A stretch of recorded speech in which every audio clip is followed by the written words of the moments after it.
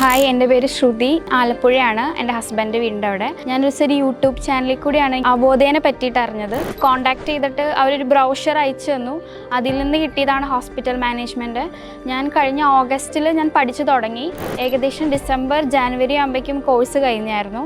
ജനുവരിയിൽ കോഴ്സ് കഴിഞ്ഞ് ഒരു വിത്തിൻ 1.5 മന്തിനുള്ള എനിക്ക് പ്ലേസ്മെൻറ്റ് കിട്ടി. ഞാനിപ്പം ആലപ്പുഴയിൽ തന്നെ വർക്ക് ചെയ്യുവാണ്. ഇപ്പോൾ ഒരു 6 to 7 months ആയി. ഞാനൊരു കൊമേഴ്സ് ഫീൽഡിലെ സ്റ്റുഡൻ്റാണ്. ഞാനിപ്പം ഒരു ഹോസ്പിറ്റലിലെ ഫാർമസി കൺട്രോൾ ചെയ്യുകയാണ്. ഈവൻ മെഡിസിൻ പഠിക്കാതെ ഒരിക്കലും ഒരു ഫാർമസി കൺട്രോൾ ചെയ്യാൻ പറ്റില്ല, നിങ്ങൾക്ക് എല്ലാവർക്കും അറിയാം. ബട്ട് നൗ ഞാൻ ആൻറ്റിബയോട്ടിക് തൊട്ട് പെയിൻ കില്ലർ, ഇവൻ ഓരോ പാരാസെറ്റമോളിൻ്റെ കണ്ടൻറ്റ് വരെ എനിക്കിപ്പോൾ ഭയങ്കര മനപ്പാടാണ്.